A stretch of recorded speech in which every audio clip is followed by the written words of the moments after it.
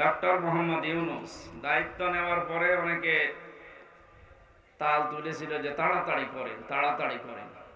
উনি বলছিলেন তাড়াতাড়ি, আমি তো আসতে চাইনি, আপনারা আমাকে নিয়ে এসেছেন, সুতরাং আমাকে কাজ করতে দেন, যখন যাবার আমি চলে যাব। এখানে ইবাদত যদি মনে হয় যে করা লাগবে, যেভাবে করা উচিত ওইভাবে করে, সব বন্ধ করি। কোরআন শুনতে আসলে কিভাবে শোনা লাগে আর কিভাবে বলা লাগে আল্লাহ আমাদেরকে শিখিয়েছেন। আল্লাহ পাক বলেন, ওয়াইদা কুরিয়াল কুরআনু ফাসতামিউ লাহু ওয়া আনসিতু লাআল্লাকুম তুরহামুন। এটা তো দুনিয়ার অন্যান্য বইয়ের মতো না, আমি আল্লাহর মুখের পবিত্র বাণী। কোরআন যখনই পড়া হয় তোমাদের সামনে চুপ করে থাকবা আর শুনবা। দুইটা কথা আল্লাহ দিয়েছেন আয়াতে, সুতরাং চুপ থাকবেন এবং শুনতে থাকেন। লাআল্লাকুম তুরহামুন, আশা করা যায় আল্লাহর রহমত এখানে নাযিল হবে ইনশাআল্লাহ। এবার যারা বলতে এসেছি, রব্বুল আলামিন বলেন, কোরআন থেকে যখন কথা বলবা আমি আল্লাহ যেভাবে শিখিয়েছি এই ধরনটার সামনে নিয়ে আসবা। আল্লাহ কিভাবে শিখিয়েছেন? কিতাবুন উনজিলা ইলাইকা ফালা ইয়াকুম ফি সাদরিকা হারাজুম মিনহু লিতুনযিরা বিহি ওয়া যিকরা লিল মুমিনিন। এই যে একটা কিতাব হে নবী আমি আপনাকে দিলাম, এটা দিয়ে যখন মানুষদেরকে সতর্ক করবেন তখন আপনার মনের ভেতরে যেন কোনো ভয় কাজ না করে। আপনি নিজেই যদি ভয় পেয়ে যান যে না জানিয়ে কথা বললে আবার ওরা কি মনে করে, ওদের রাগ হয়ে যায় কিনা, তাহলে আপনি কোরআন প্রচার করতে পারবেন না। আপনি যখন প্রচার করবেন আপনার মনের ভেতরে যেন কোনো ভয়, প্রথম শব্দটাই ভয়, দ্বিধা, দ্বন্দ্ব, সংশয়, সন্দেহ, 33টা শব্দ এখানে আছে, এলে একটাও যেন আপনার মনে না আসে। কারণ কোরআন এই পৃথিবীতে শুধু মুমিনদের জন্য উপদেশ। এখন যদি বলেন মুমিন বাদ দিয়ে যারা আছে তাদের জন্য না, ওদের জন্য কোরআন উপদেশ না। ওয়ালা ইয়াজিদুস সালিমিনা ইল্লা খাসারা। কোরআনের আলোচনায় মুমিনদেরই কাজ হয়, আর জালেমদের দিন যত যায় ক্ষতি বৃদ্ধি হয়।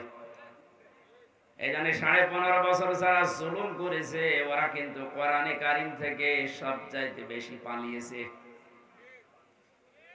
কোরআনে কারিমের একটা অনুষ্ঠান যদি 10 জন মানুষ হয় সেখানেই বাধা দিয়েছে, আর কোরআনের বাইরে যত অনুষ্ঠান হাজার হাজার মানুষ হলো সেখানে কোনো অসুবিধা হয়নি।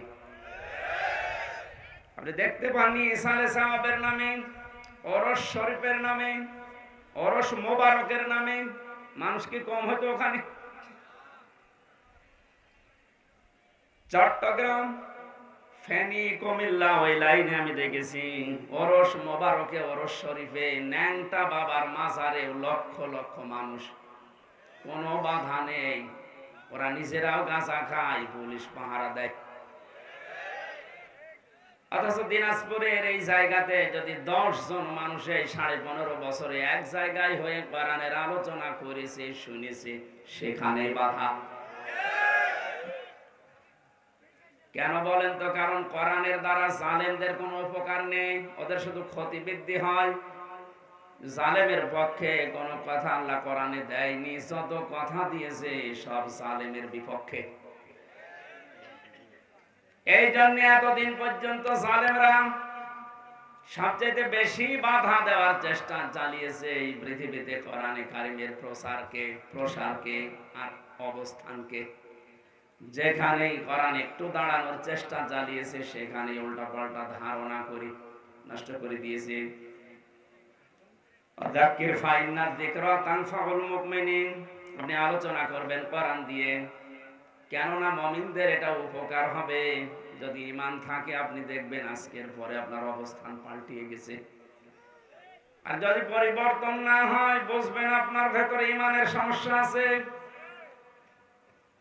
আমরা দেখি বাচ্চা জন্মগ্রহণ করার পরে ডাক্তারের কাছে নিয়ে ডাক্তার আগেই ওজন দেয়। 1 বছর বয়সে ওজন দিয়েছে, 5 বছর পরে আপনি আবার নিয়ে গেলেন, আবার ওজন দেবে। কথা বলেন না। 1 বছর বয়সে যে ওজন ছিল 5 বছর বয়সে একই ওজন। এটা কি সুস্থ না অসুস্থ? আপনি এতদিন পর্যন্ত কি শুনেছেন আমি জানি না, আজকে যেটা শুনবেন এটা একেবারে নতুন বিষয় কোরআনে কারিমের। এটা শোনার পরে আগামী কাল থেকে যদি আপনার আচার ব্যবহার চরিত্র অ্যাক্টিভিটিস এগুলো পাল্টিয়ে না যায়, বুঝবেন আপনি সুস্থ না অসুস্থ। আশা করছি আপনার পরিবর্তন আসবে।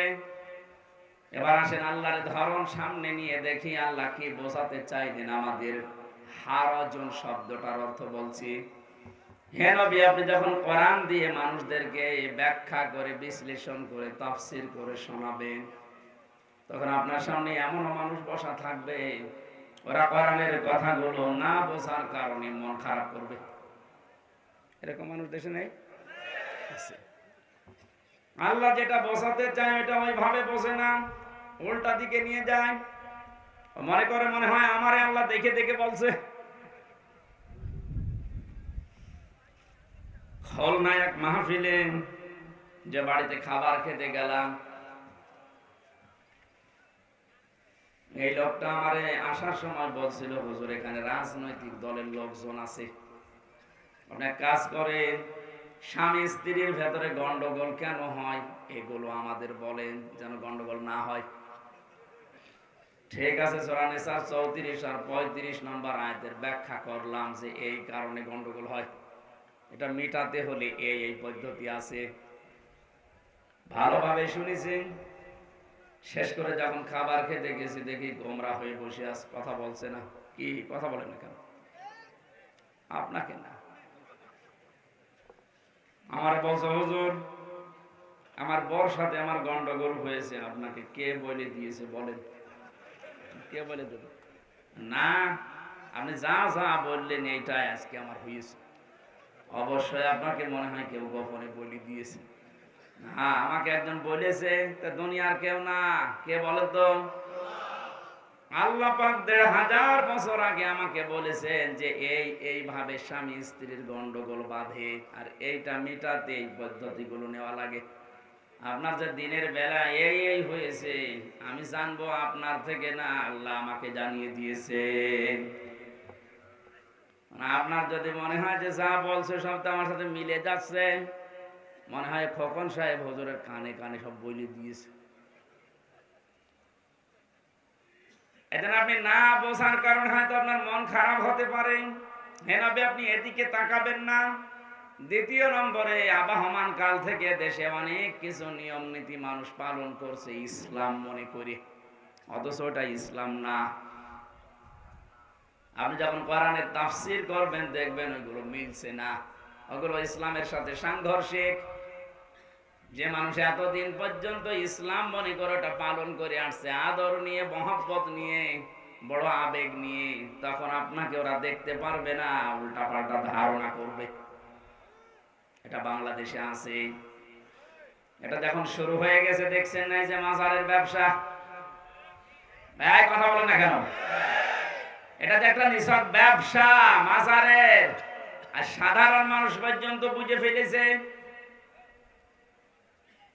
কোরআনে কারীম এবং হাদিস বারবার আমাদেরকে সতর্ক করছে, লা তাত্তাখিযুল কুবুর মাসাজিদা, কবরকে সেজদার জায়গা বানিও না।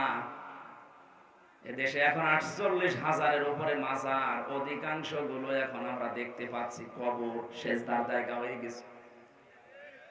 কবরে সেজদা দিলে সঙ্গে সঙ্গে আপনি মুশরিক হয়ে যাবেন। ওই অবস্থায় মরলে আপনার জন্য জান্নাত হারাম, জাহান্নাম ওয়াজিব। ইন্নাহু মান ইউশরিক বিল্লাহি ফাকাদ হারামাল্লাহু আলাইহিল জান্নাহ ওয়া মাআওয়াহুন নার ওয়া মা লিয-যালিমিনা মিন আনসার। সূরা নিসার ভেতরে আল্লাহ জানিয়েছেন, অবশ্যই যারা আল্লাহর সাথে শিরিক করে তাদের জন্য আমি জান্নাত হারাম ঘোষণা দিলাম। তাদের স্থান একটা আছে, তার নাম জাহান্নাম। আর জালেমদের জন্য হে নবী আপনি কোনো সাহায্যকারী পাবেন না। এই যে ওয়ামালিজ জালিমিনা, শুধু জালেম না, এই এদিকে তাকান, ওয়ামালিজ জালিমিনা বহু বচন দিয়েছেন। আনসার, কোন সাহায্যকারী আপনি জালেমদের জন্য দেখতে পাবেন না। এটার বাস্তব প্রমাণ আজ বাংলাদেশ। আপনি দেখেন না দরবেশ, এ লোকটা এত বড় জালেম, জনগণের ৩৬,০০০ কোটি টাকা, যেটা আর একটা পদ্মা সেতু হয়ে টাকা আরো বেশি থাকতো। এ জালেমের অবস্থা কি এখন? যদিও অনেকে টাকা পয়সা খেয়ে এখনো তার রিমান্ডে আদর করছে না, যে অফিসার গুলো তাকে আদর করছেন, অফিসার গুলো পাল্টিয়ে দেওয়া দরকার। কারণ এগুলো ওই জালেমদেরই দোসর। ১৬২৮টা চেয়ার আছে এই দেশে এখন। যতগুলো চেয়ার ছিল ছাত্র সংস্কার, যারা ছাত্র আন্দোলন করেছে ওদের দ্বিতীয় দফা এটা ছিল যে আমরা সংস্কার চাই। যেহেতু সংস্কার আরম্ভ হয়ে গেছে, ১০০ জনের প্রায় ৬৫ থেকে ৭০টা চেয়ার মুক্ত হয়ে গেছে জালেম থেকে। বাকি আর কয়েকটা আছে, যারা আহ্বানে আছেন, যারা দায়িত্বে আছেন, আমরা জোর দাবি জানাচ্ছি এই ৩০-৩৫টা চেয়ারও ক্লিয়ার করেন। কোন জালেমকে আমরা চেয়ারে দেখতে চাই না। আলেমদেরকে রিমান্ডে নিয়ে ওরা টাঙিয়ে রাখতো উপরে। আরে এত বড় শয়তান, ইসলামের গোড়া কেটে দিয়েছে আনিসুল হক। জানেন কি করেছে? এ দরবেশ কোরআন হাতে নিয়ে বলেছিল এর ভেতরেও সমস্যা আছে। এটা টাটকা কাফের না? আল্লাহ বলেন জালিকাল কিতাবুল লা রাইবা ফিহি, এর ভেতরে সন্দেহ দূরের কথা, অবকাশ পর্যন্ত নেই। আর বলছে না এর ভেতরে সমস্যা আছে, তবে মেজর না। হাদিস তো আছে। কোরআনে যে লোকটা সন্দেহ করতে পারে ওটা ইমানদার না বেঈমান? আরে বেঈমানরা শুনলাম রেখেছে এসি ঘরের ভেতরে, ওরে বাড়ির খাবার খাওয়াচ্ছে। আর আমাদের ২৪ ঘন্টা ফাঁসির কন্ডেম ছেলে তালা লাগিয়ে রাখতো, বাড়ির খাবার তো দূরের কথা, নিজের খাবারই দিত না। কারা দিচ্ছেন আমরা কিন্তু জানি, কারণ ওই পাতা আমার পড়া আছে। দরবেশের উল্টা পাল্টা টাকা আছে, তো এখান থেকে টাকা খাচ্ছেন আর ওর সাথে আচরণ ভালো করছেন। জালেমের সাথে কোনো আচরণ ভালো নেই, কারণ জালেমরা আল্লাহর মামলার আসামি। জনগণ তো মামলা দিয়েছে, ওরা সরাসরি কার মামলার আসামি? তাদের সাথে যে আচরণ করছেন এই দৃশ্যগুলো বাইরে এখন আসতেছে। মানুষ কিন্তু আবারও জালেম হওয়ার পায়তারা করবে, কারণ সামনে যারা আছে এরা যদি আবার থালা পায়, এরা মনে করছেন যে আল্লাহর ওলি হয়ে যাবে, এরাও জালেম হয়ে যাবে। সুতরাং এমন আচরণ করেন জালেমদের সাথে যেন কিয়ামত পর্যন্ত কেউ জালেম হতে না পারে।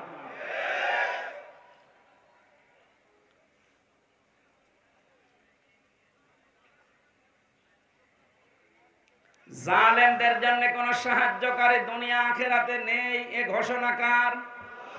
আল্লাহর এই ঘোষণা ভাইলাট করে, এই ঘোষণাকে ওভারটেক করে, ওভারকাম করে যারা জালেমদেরকে সাহায্য করছেন এখনো, আপনি থামেন না তো আপনিও কিন্তু টার্গেটে পড়বেন। কথা বলেন না কেন? আমি ইঙ্গিত দিলাম, কথা হয়তো আপনি বুঝেছেন না, বোঝার ভান করে বসে থাকবেন না।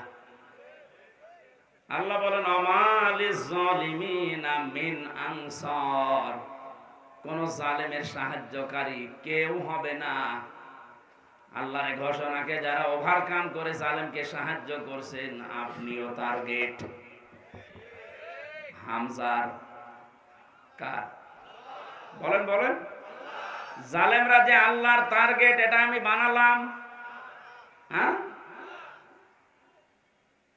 কোরআনে কারীম জানিয়েছে ইন্নামাস সাবিলু আলাল্লাযীনা ইয়াযলিমুনান নাস। সূরা সূরা ২৫ নম্বর পারা ৬ নম্বর পৃষ্ঠা ১৩ নম্বর লাইনের ৪২ নম্বর আয়াত, যেটা প্রথম অংশে আছে। তাফসীরে ফি জিলালিল কোরআনে পাবেন। আল্লাহ পাক বলেন, পৃথিবীর মানুষেরা, আমি কিন্তু জালেমের বিরুদ্ধে নিজে মামলা দেব। সুতরাং এই 15.5 বছরে কে কি জুলুম করেছেন আপনি কিন্তু নিজেই জানেন। হয় নফসের উপরে জুলুম করেছেন, নাই পরিবারের উপরে, নাই সমাজের উপরে, নাই রাষ্ট্রের উপরে, নাই জনগণের উপরে। যারাই জুলুম করেছেন তারা আল্লাহর মামলার আসামি। উনি যেমন নাম ধরে বলছিলেন, আমিও বলছি, একেবারে খোলাখুলি বলছি, দেশের যে দায়িত্বে ছিল পালিয়ে গেছে, এই মহিলা থেকে শুরু করে যারাই তার দোষক, সবগুলো আল্লাহর মামলার আসামি।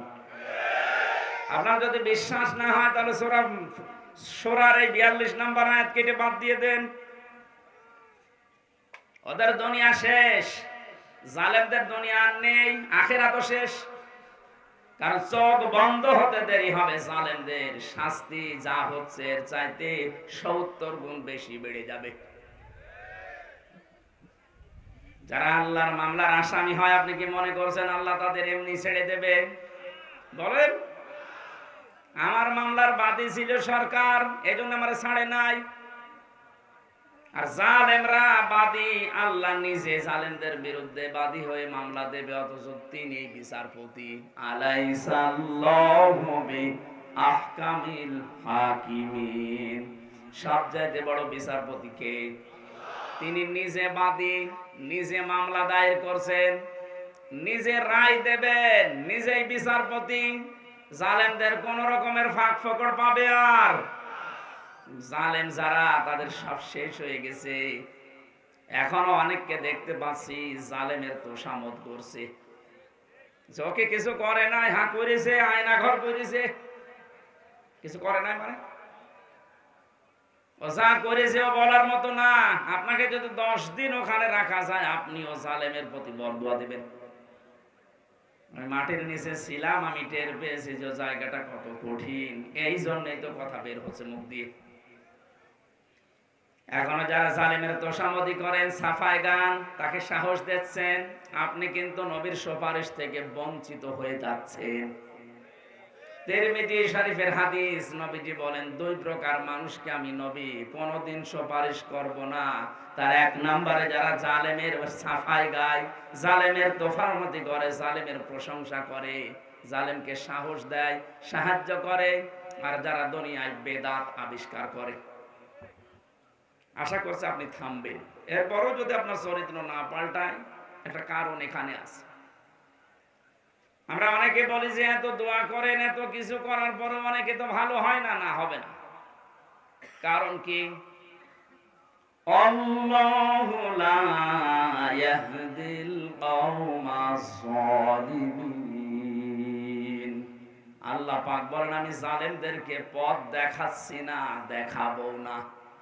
এইজন্য জুলুমের মারতা যাদের শেষ হয়ে যায়, পরিপূর্ণ হয়ে যায়, ও মানুষগুলো যদি পরিবর্তন হওয়ার চেষ্টাও করে, আল্লাহ তখন আর নেয় না, যেমন ফেরাউনকে নেয়নি। নাইতে এত অত্যাচার করার পরও মানুষের মনের ভেতরে কোনো প্রতিক্রিয়া আসে না, কোনো পরিবর্তন আসে না।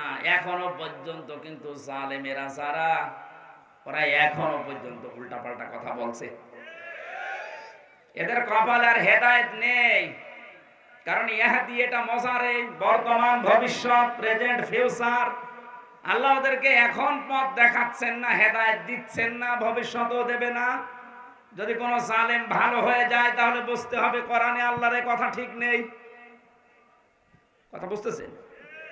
কোন জালেমের জন্য ভালো হয় না, ও মরিয়ে যাবে, তারপর ওর বৃদ্ধি কমবে না। আবু জেহেল যেদিন জবাই হচ্ছিল, আব্দুল্লাহ ইবনে মাসউদ রাদিয়াল্লাহু তাআলা আনহু, তিনি যখন বুকের উপরে চড়ে বসলেন, ছুরি চালিয়ে দিলেন, ডাক দিয়ে বলে, তুই কে?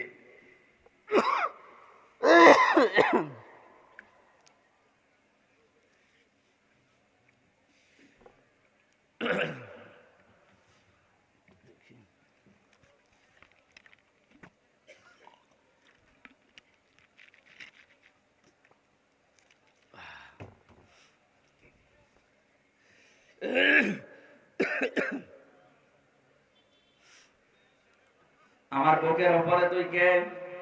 মাসউদ বললেন, আমি ইবনে মাসউদ। কি করিস এখন? বলে, তোকে জবাই করব। জবাই যদি করো তো আমার গলাটা একটু বড় করে কাটো, মানুষ যেন দেখে বুঝতে পারে যে এটা নেতার মাথা। শয়তান দেখে মরে যাচ্ছে, গলা আলাদা হয়ে যাচ্ছে, তারপরও বৃদ্ধি কমছে না। কি অপমান হয়ে গেল, এরপরও বৃদ্ধি কমেছে। ষড়যন্ত্র চালিয়ে যাচ্ছে। গত পরশুদিন ওনার ছেলে একটা স্ট্যাটাস দিয়েছে, দেশের মানুষ আমার মাকে কুকুরের মতো তাড়িয়ে দিয়েছে। একটা কথা, দেশের মানুষ আমার মাকে কুকুরের মতো তাড়িয়ে দিয়েছে। এর চাইতে কি অপমান হবেন? এরপরও যদি আপনার বৃদ্ধি না কমে, ষড়যন্ত্র না কমে, বুঝতে হবে ফেরাউনকে আল্লাহ যা করেছিল আপনাকেও তাই করবে। কারণ জুলমের মাত্রা যখন পার হয়ে যায় তখন আল্লাহর দায়িত্ব ছেড়ে দেয় না, তোর কপালের হেদায়েত নেই। যদিও ফেরাউন শেষে বলেছিল আল্লাহু লা ইলাহা ইল্লাল্লাহ, বলতে পারে নাই।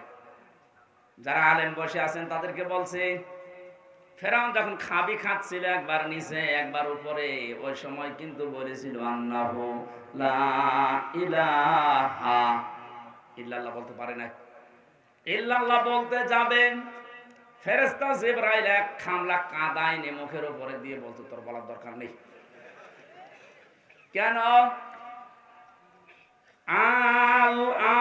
আল্লাহ বলেন এখন, আকাদ আসাইতা ক্বাবলু ওয়া কুনতা মিনাল মুফসিদিন, এর আগে তুই সবচাইতে বড় স্বৈরাচারী ছিলি। এই যে স্বৈরাচার এই শব্দটা কোরআনে আছে। মুফসিদিন শব্দের শাব্দিক অর্থ স্বৈরাচার, ফ্যাসাদ সৃষ্টিকারী, বিশৃঙ্খলা তৈরি করে ফায়দা লুটে যে তাকে মুফসিদিন বলা হয়। মুফসিদ, এই মানুষগুলো বহু চেষ্টা চালিয়েছে। আগস্টের 5 তারিখের পর থেকে আজকের এই 14 তারিখ পর্যন্ত 1 মাস কয়েকদিনে কতবার বিশৃঙ্খলা করার চেষ্টা চালিয়েছে ওখানে বসে বসে, একটাও এদেশের মানুষ সফলতা দেয়নি। আপনি দেখেন, বিদায় নেওয়ার পরে একটা তুলেছিল সুর হিন্দুদেরকে দিয়ে, যে দেশের সংখ্যালঘু আছে এদের উপর কিন্তু অত্যাচার হবে। আল্লাহ পাক হয়ে দেশের মানুষের ভেতরে এমন একটা কিছু জাগিয়ে দিয়েছে, দেখা যাচ্ছে মন্দির পর্যন্ত আলেমরা পাহারা দিচ্ছে।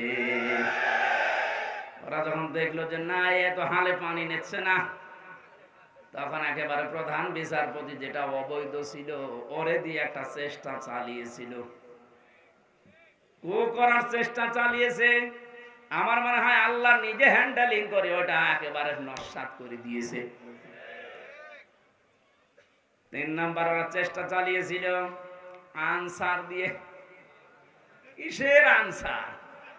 পুলিশ ছাড়া যদি দেশ চলতে পারে, আনসার ছাড়া দেশ চলবে একাদু। কোনো দরকার নেই, ছাতা বিলুপ্ত করে দিন। 42,000 আনসার নিয়োগ হয়েছে এই কয়েক বছরে, তার 32,000 গোপালী। আর আমরা যে 63 জেলার মানুষ আছি, আমরা কি ঘাস কাটছি ঘোড়ার? সব আনসার হবে গোপালের। আর আমরা কি আন্দোলন তোরা এমনি করে নাই। দিনাজপুরের লোকেরা জিপিএ 5 পাওয়ার পরও চাকরি হবে না, আর গোপালগঞ্জে বাড়ি হলে তাদের 2.5 হলে চাকরি হয়ে যায়। ঘন্টামি করার জায়গা পাও না। আজকে এক আনসারের লাইভ দেখলাম, অবশ্য আমাকে টাকা পয়সা দিয়ে লাগিয়েছে, করব কি মনে করলাম যে হবে, কিন্তু হইল না। এরপরে যখন পারে না, ডাক্তারদের আর নার্সদের লাগিয়েছিল, ওইটাও হালে পানি নেয়নি। এরপরে লাগিয়েছে গার্মেন্টস কর্মীদের, এটাও হালে পানি নেবে না, কারণ যারা দায়িত্বে আছে খুব বিচক্ষণ এরা। আমার যতটুকু ধারণা হচ্ছে, জালেমদের যা চরিত্র, এই 15 বছর তো আমরা দেখেছি, ওরা শেষ পর্যন্ত দেখবেন রাজবাড়ির গোয়ালন্দ ঘাটের বেশ্যা মহিলাদের রাস্তায় নামাবে। আমি আর নিচে নামলাম না। আল্লাহ ওই সময় যদি ফেরাউনকে ডাক দিয়ে বলতে পারে, এখন কিসের কালেমা পড়িস তুই? এই কালেমাওয়ালা মানুষগুলোকে এতদিন পর্যন্ত যা করেছিস তোর কোনো ক্ষমা নেই। আমার মনে হয় এখন পৃথিবীতে যারা ওই ফেরাউনের উত্তরসূরি, তাদেরও আল্লাহ ওই অবস্থায় করছে। ওরাও কালেমা নসিব করতে পারবে না, ও মানুষগুলো ভালো হবে না। ভালো হবে না তার প্রমাণে 1 মাস কয়দিনে তো দেখতে পাচ্ছি। ভালো হলে এর ভেতরে হয়ে যেত।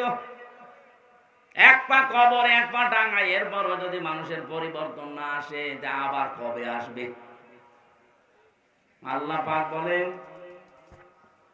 ফালিয়াওমা নুনাজ্জিকা বিবাদানিকা লিতাকুনা লিমান খালফাকা আয়া ওয়া ইন্না কাসীরাম মিনান নাসি আন আয়াতিনা লাগাফিলুন। আজকের এই দিনে আমি তোকে মারবো না, তোকে আমি সটকি দিয়ে রাখলাম।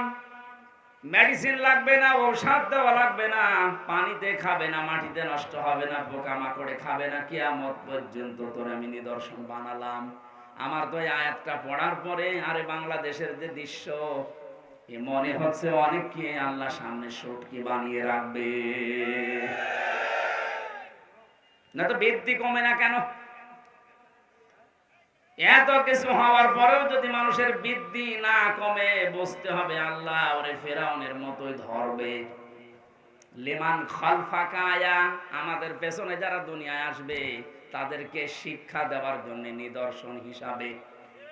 কিন্তু আল্লাহ আফসোস করেন, অধিকাংশ মানুষ এই সমস্ত নিদর্শন দেখার পরও দেখা যায় যে পরিবর্তন হয় না, গাফেল হয়ে থাকে।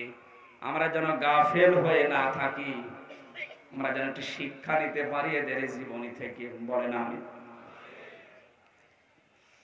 সুতরাং কবরকে সেজদার জায়গা বানানো নিষেধ, এ ঘোষণা নবীজির। কার? বলেন বলেন, আরো জোরে বলেন। নবীজির এই কথাকে যারা এতদিন পর্যন্ত না মেনে নিজেদের জীবনে ব্যবসা প্রতিষ্ঠান বানিয়ে কবরটাকে, মাজারটাকে আজ একেবারে 180 মাইল বেগে সিঁড়িকের আঁকড়া বানিয়েছেন। কোরআনের হাদিসের ব্যাখ্যা দিলে এই মাজারগুলো টিকবে। যেখানে প্রকাশ্য জেনা হয়,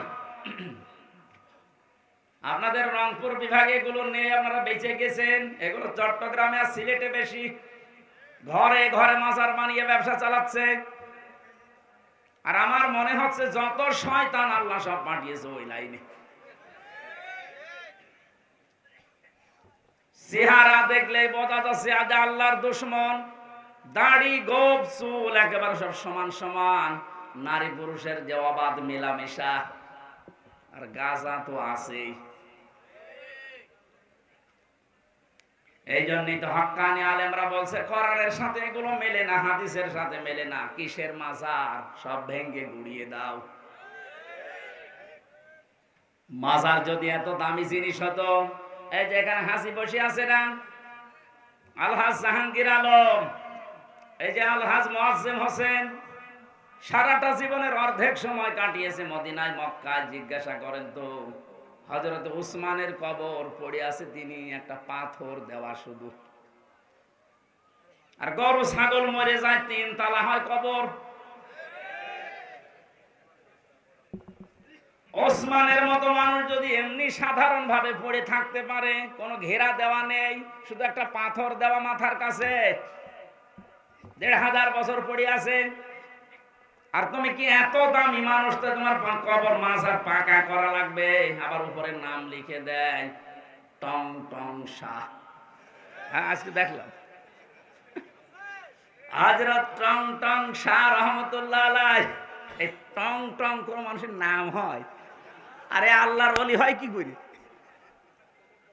এগুলো সব ব্যবসা। কোরআনের ব্যাখ্যা করলে এগুলো টিকবে না। তখন আপনি ওদের মন পাবেন না। ওরা আন্দাজে তখন ধারণা করবে যে মনে হয় আমাদের বিরুদ্ধে। হে নবী, আপনি ওই দিকেও তাকাবেন না, আমার কোরআনের কথাগুলো স্পষ্ট ভাবে বলবেন, কারণ এটার দ্বারা মুমিনদের উপকার হবে। কাদের? আমাদের ভেতরে ঈমান আছে তো? বলেন ইনশাআল্লাহ, বলেন ইনশাআল্লাহ। অবশ্যই আজকের আলোচনায় আমাদের কাজ হবে যদি আমাদের ঈমান থাকে। আল্লাহর কোরআন বলছে যিকরা লিল মুমিনিন, কোরআন মুমিনদের জন্য উপকার বয়ে আনবে। আমাদেরকে আল্লাহ যেন কিছু দেয় কোরআনের মাধ্যমে, বলেন আমিন। যেহেতু এটা রবিউল আউয়াল মাসের 10 তারিখ, আজকে বিশ্ব নবীর জন্মের মাস। এটা যদিও 12 রবিউল আউয়াল প্রসিদ্ধ এটা, কিন্তু এর আগে 9 তারিখও হতে পারে, 10 তারিখ, 11 তারিখ, যে কোনো দিন হতে পারে। বিশ্ব নবীর জন্ম নিয়ে যারা একেবারে তাল মাতাল করে ফেলছে, আমি বললাম না যে রংপুর বিভাগের মানুষেরা বেঁচে গেছে, এগুলো চট্টগ্রামে যান এখন ঈদে মিলাদুন নবী নাম দিয়ে কি যে আরম্ভ করেছে এরা। আমি কয়েক মিনিটের ভেতরে এই সঠিকটা তুলে ধরছি। ঈদে মিলাদুন নবী যে নাম দিয়েছেন, বিশ্ব নবী জানিয়েছেন আমার উম্মতের জন্য আল্লাহ 2টা ঈদ দিয়েছে, একটা ঈদুল আজহা, ঈদুল ফিতর। এর বাইরে কোনো ঈদ নেই। নতুন করে যদি কেউ ঈদ বানায় এটা বেদাত, বলেন। কিছুক্ষণ আগে যে হাদিস বললাম, যারা বেদাত আবিষ্কার করে তাদের জন্য নবীর সুপারিশ হারাম, বলেন বলেন। সুতরাং নতুন করে যাতে ঈদ বানিয়েছেন, নবীর জন্ম নিয়ে বলেন আর বাপের জন্ম নিয়ে বলেন, যারাই বানিয়েছেন তারা বেদাত করেছেন। আর বেদাত করলে কোনোদিন আপনি নবীর সুপারিশ পাবেন না, নবীর সুপারিশ না পেলে জান্নাত পাবেন না। কথা বলেন, এর সাথে আমরা আছি? নেই। কিসের ঈদে মিলাদুন নবী? মিলাদ শব্দের শাব্দিক অর্থ হচ্ছে জন্ম। মিলাদ মানে কি বলেন না কেন?